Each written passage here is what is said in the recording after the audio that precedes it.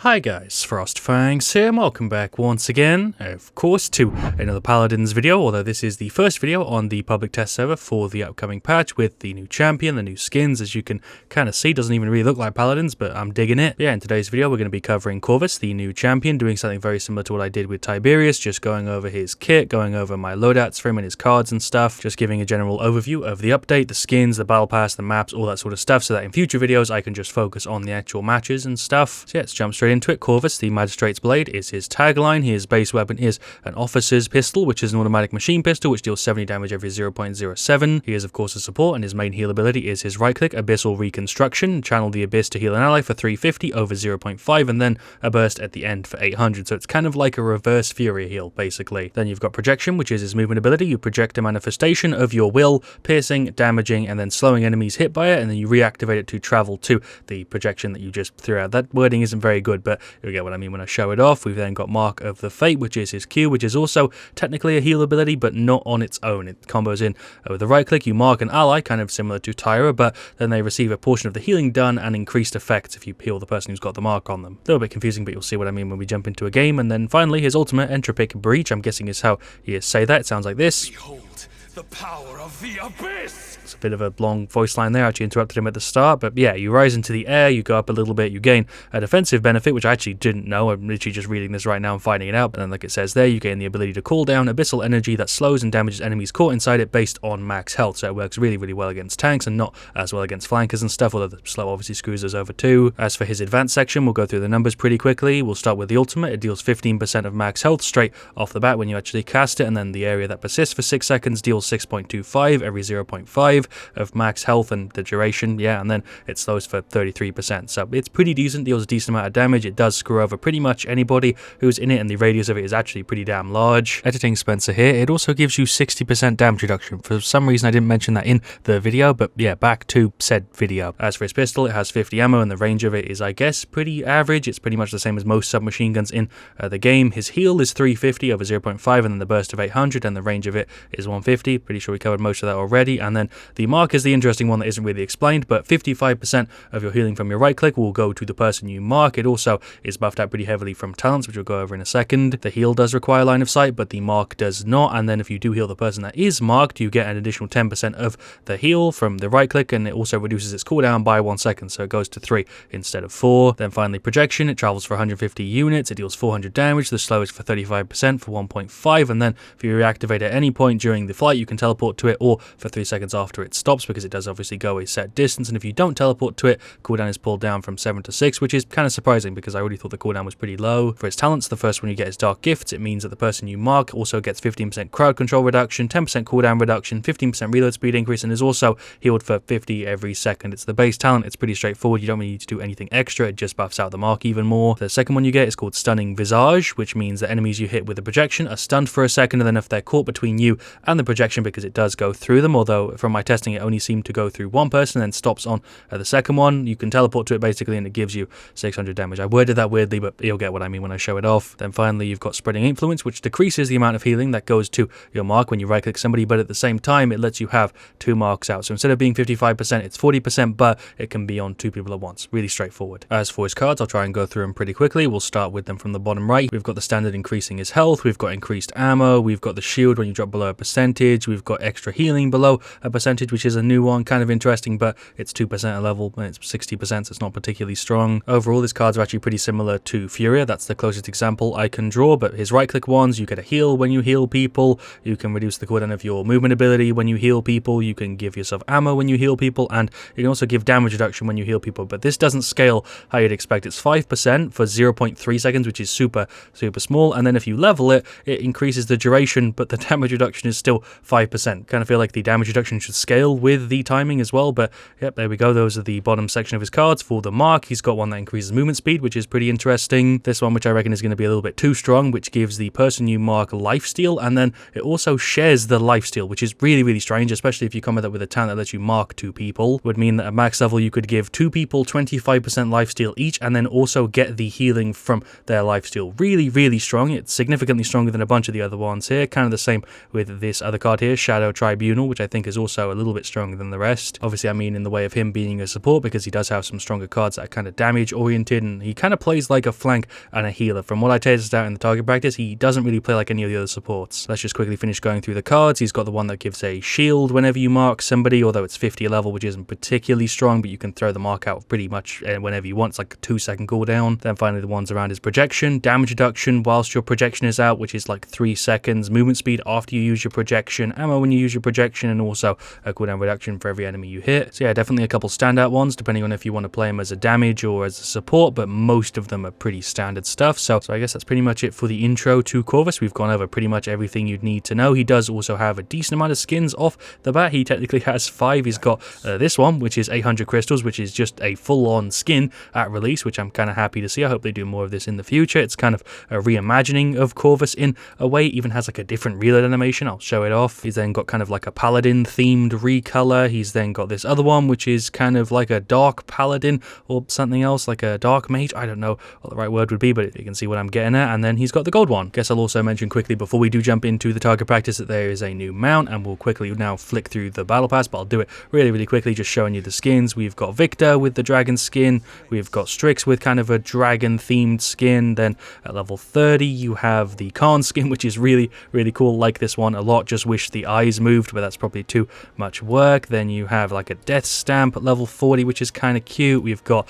the Furious skin, which is pretty sick, although the swords are a little bit iffy. I'm just kind of flicking through stuff here. Feel free to pause the video if you want. You've then got the recolor of Victor, which looks really cool. You've got freaking animated icon. Then you've got Strix recolored. His eyes stick out a little bit too much. It's actually kind of creepy. You've got a recolored version of the Khan one, and then you have Diamond Chest and the recolored version of Furious. So that is the battle pass. Didn't want to spend too much time on it, just go and have it quickly. And yeah, we also have a remodeled version of Magistrate's Archives, which looks really cool. Significantly better than the Frog Isle remake, although honestly I'm happy with any of the maps getting remade. I feel like they've done a great job on both of them so far. I just personally prefer the Magistrate's Archive one to the Frog Isle, but they're completely different sort of tones. But yeah, Corvus, he's a support. We'll just go ahead and grab a basic one. I do have 2 loadouts made here, which I guess you can use as like a base if you want to play them on the PTS. I know a bunch of people can't play on the PTS because it's not for consoles and stuff. It's just for PC, and people even then don't really like playing on it. But yeah, it's a setup that I guess would probably work pretty decently. We'll go ahead and show off an inspect, because even though he doesn't use the knife, it looks really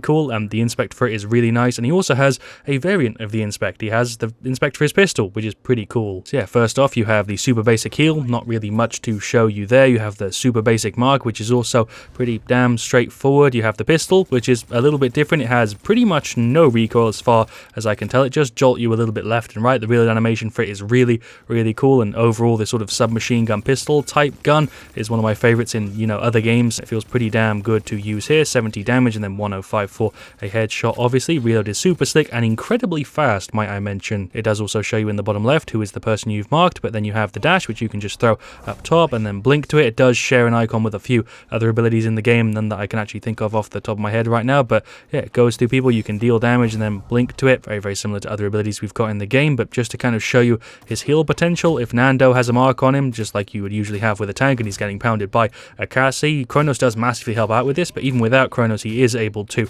you know, take pretty much 3 entire mags before he's gone, which is pretty damn good. The heal does have like aim correction, so you don't really even have to be on target, although if you're all the way over here it won't correct for it. You do have to be kind of close, but overall it's pretty forgiving. This is kind of the max range for the heal. I was actually expecting it to be a little bit longer, or actually have the option to increase it, but yeah, this is pretty much the limit of it. Any further than this and you won't be able to get a heal to him. The mark is a completely different story. You can be pretty much on the other side of the map and you can throw your mark to whoever the hell you want, which is really cool, especially with the base talent that you get with him. And also that it's got the super unique ability to share healing, so your flanker can be on the other side of the map. You can throw them the mark and heal your tank who's right in front of you, and they will get like 60% nearly of the heals. It's pretty cool. As for his other talents, I don't really need to show off spreading influence. It's super straightforward, but stunning visage doesn't actually tell you anywhere how long the stun is. From what I can tell, it's like a second and a half, maybe even 2 seconds, but it feels like a second and a half. And the way it works is pretty straightforward. You go ahead and basically deal 1,000 damage for free. It does correct a little bit, even if the person is like a little bit left or right of where you're teleporting to. The actual kind of radius is pretty big. So if I go like that, it will still deal the 600 damage to him, even though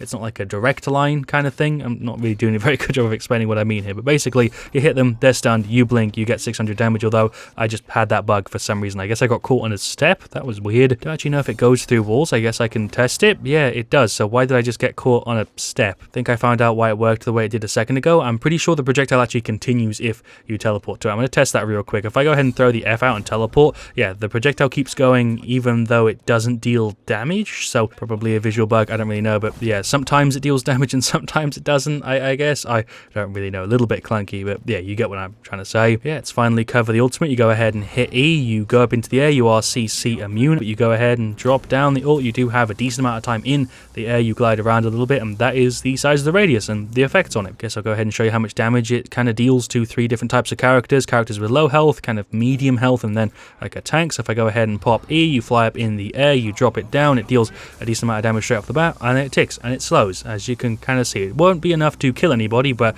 does leave them pretty damn low. Also, I guess kind of worth noting that it does go on cooldown the second you go ahead and drop it down, so if you do have people in it, you will regen some of your ult. If you don't use it, you keep 40%, as you can see at the bottom. You can cancel it out, but if I go ahead and drop it down, it goes down to 1%, and then you can gen percentage with the ultimate, and if you do what I just did, you'll go ahead and have 50% of it back, although that is a very unlikely situation. And yeah, of course, if you want to get a little bit higher, you can go ahead and throw your F up in the air, teleport to it, pop the E, and you'll just be really, really high up. And for some reason, it's not showing the indicator now. I think I might have broken it again. Can I go ahead and cast it? Yeah, I can. Okay, so for whatever reason, I guess if you go in the air and use your ultimate, sometimes the indicator doesn't work. Not really sure what happened, but let's try that again. Can I get the indicator to show?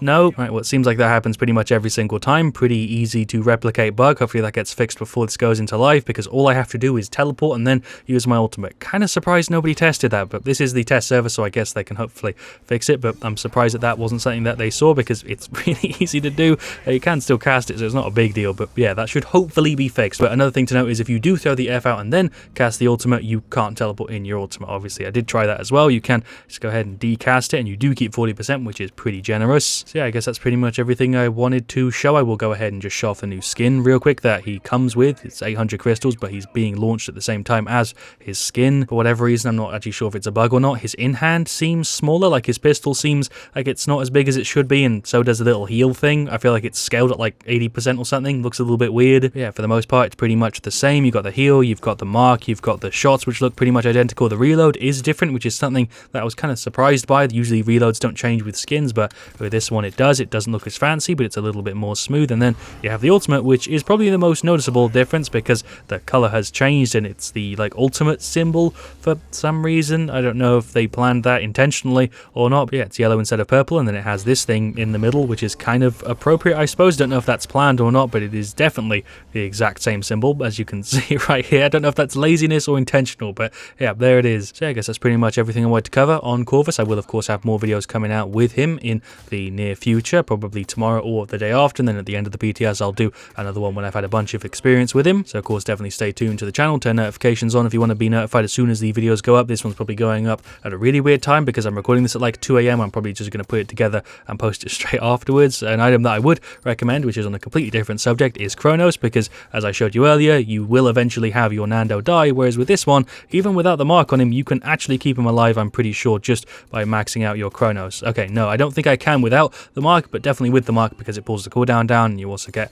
increased healing. If I throw it on him, I will be able to keep him alive indefinitely, and he will actually gain health if I remember correctly. I'm just going to sit here and spam right click to make sure I'm not making a fool out of myself. I'm pretty sure I can keep him alive, maybe not forever, but no, it seems like I can keep him alive forever. Yeah, we went back up to max health. Yeah, he's gonna not die. So yeah, you can keep Nando alive forever if you mark him and you right click him, and then you have a Cassie just emptying mags. Obviously damage reduction, a bunch of other stuff, but just kind of wanted to show you that Chronos makes a really big difference. So does marking somebody with the increased heal and the cooldown reduction. So yeah, I guess I'll end the video off here. Not really much else I could say here at the end. Corvus is looking to be tons of fun. I will of course have more videos on the channel in the near future, like I said, as well as a bunch of other stuff on the PTS. I of course hope you have enjoyed today's video. This is more of an introduction, so that in future stuff I don't have to do this all over again. I can just jump straight into the games. But yeah, thank you for watching. If you enjoyed, of course, let me know what you want to see me do next. I'll see you all very, very soon, and as always, stay frost there.